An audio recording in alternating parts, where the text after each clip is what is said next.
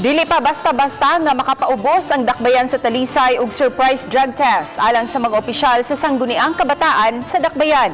Si Chelo Valiana sa report.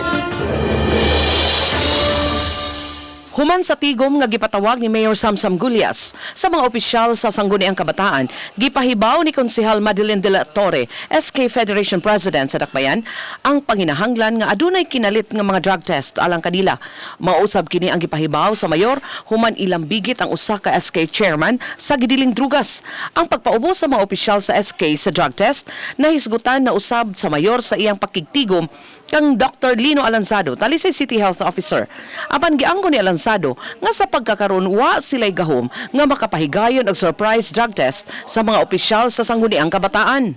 There should be a body created to monitor that kanang drug testing, no? Iyang gipahibaw ang mayor nga mas maayong adunay ordinansa nga mag-umol sa usa ka buhatan kansang tahas mao ang pagpahigayon og mga surprise drug test.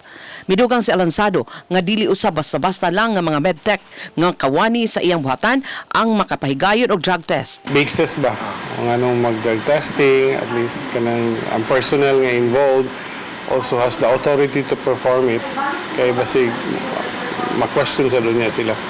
Uban ni Renante Quiñones, Chelo Valiana, Balitang Bisdak.